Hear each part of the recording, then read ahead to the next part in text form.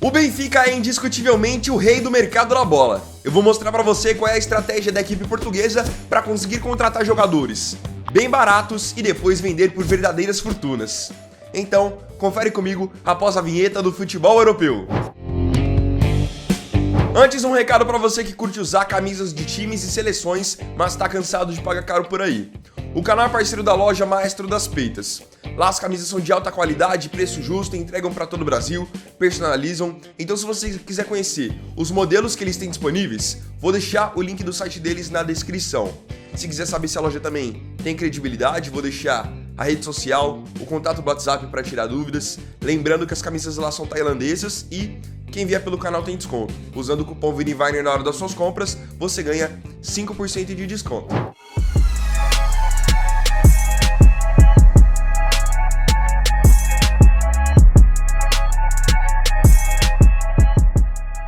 O futebol português, de uma maneira geral, sempre foi conhecido como uma porta de entrada para o futebol europeu.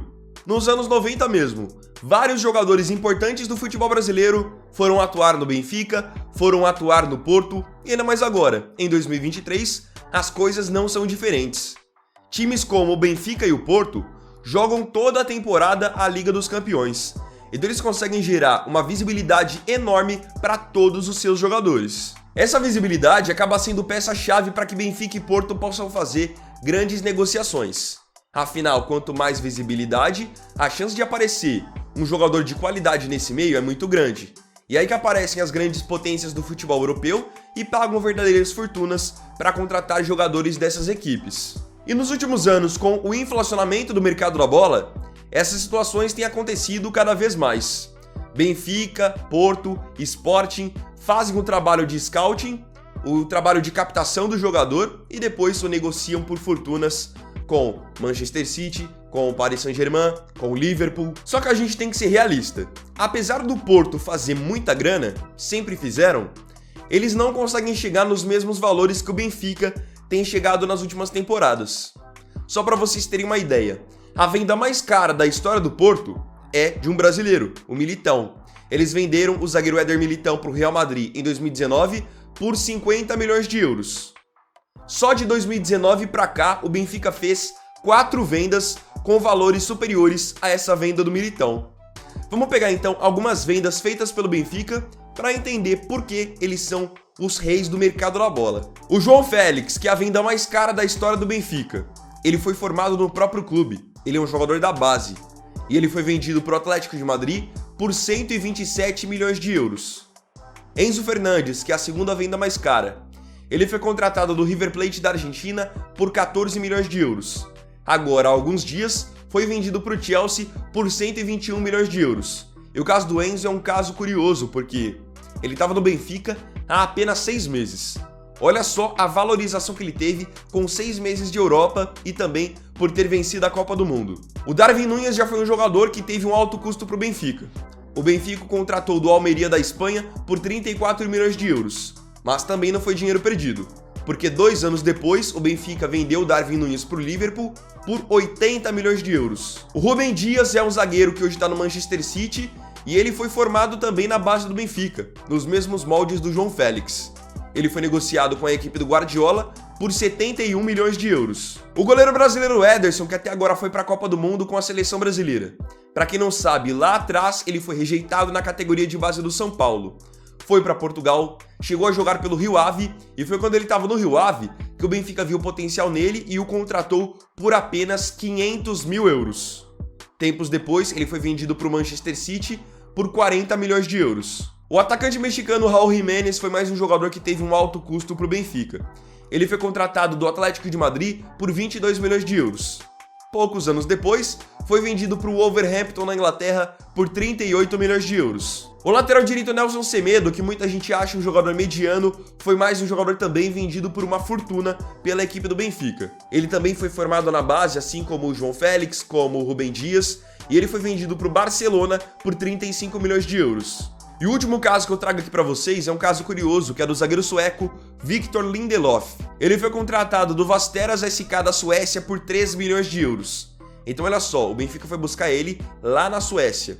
para vocês verem que é um trabalho de scouting bem completo. Algumas temporadas depois, o Lindelof foi negociado com o Manchester United por 35 milhões de euros. Com essas 8 transferências que eu trouxe para vocês, que aconteceram só de 2017 para cá, o Benfica desembolsou 73 milhões e meio de euros. No fim, com todas essas vendas, eles arrecadaram 547 milhões de euros. Só de lucro, eles tiveram 473 milhões e meio de euros.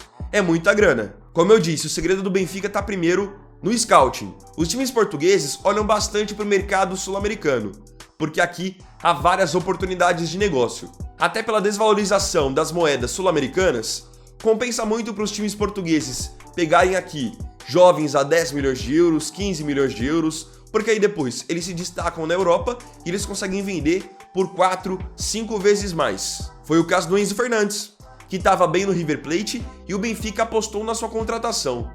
Eu me lembro que quando o Benfica queria contratar o Enzo, na época até o Flamengo queria contratá-lo e ele acabou indo para o futebol europeu. O que acontece? Alguns times europeus não têm coragem para logo de cara pagar alto por um jogador que ainda não se provou jogando na Europa. Então meio que o futebol português acaba sendo uma peneira. Se o cara vai bem em Portugal, ele merece uma oportunidade e aí sim os times vão e gastam fortunas. Uma coisa que precisa ser exaltada é que o Benfica não é um time que vai só na América do Sul, contrata por lá e depois revende. Não. Eles procuram jogadores em outros países também, trazendo jogadores da própria Europa, mas que atuam em ligas menos competitivas. Então eles fizeram isso, por exemplo, no caso que eu trouxe do Lindelof. Foram contratá-lo lá na Suécia. Eles fizeram isso também com os meio-campistas Matic e Witzel, que inclusive indo para o Benfica, acabaram aprendendo português. Tempos depois, foram negociados por fortunas e jogaram por times importantes.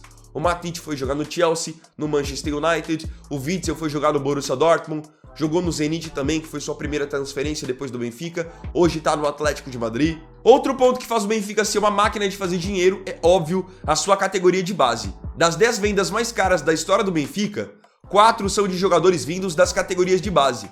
Então o trabalho de formação também é sensacional. Um fator importante que faz o Benfica conseguir valores que outros times não conseguem é que a diretoria do Benfica não facilita a vida de ninguém. Eles realmente valorizam seus jogadores e só negociam pelos valores que eles realmente quiserem. Se chega um clube com 60 milhões de euros para levar um jogador e o Benfica entende que aquele jogador vale pelo menos 80 milhões de euros, eles não vão aceitar a oferta até o outro clube pagar exatamente o que eles querem.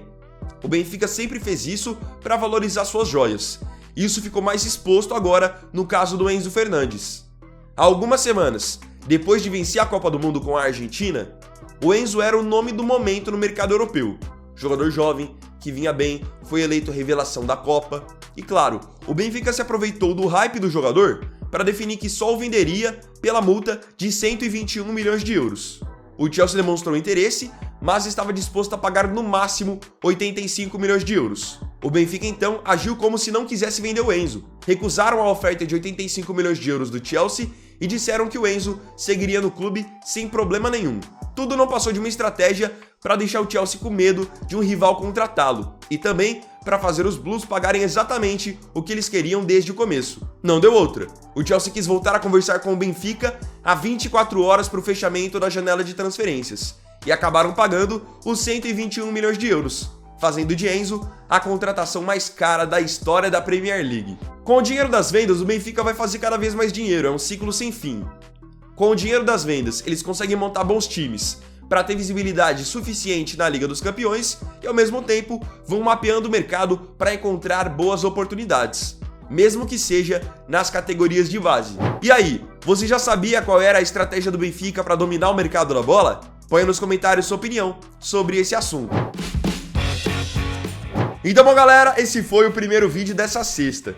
Logo de cara, agradeço a você pela companhia em mais um vídeo do canal. Não se esqueça, se tiver gostado, deixe seu like, se inscreva no canal, compartilhe, comente e me siga também nas minhas redes sociais que estão aparecendo aqui na tela. E claro, você que quiser comprar camisas de times e seleções, conheça a Maestro das Peitas. Link do site na descrição. Beleza? Então é isso, galera. Tamo junto, até mais tarde e até o próximo vídeo. Fiquem com Deus. Vini Wagner aqui, valeu, falou e fui!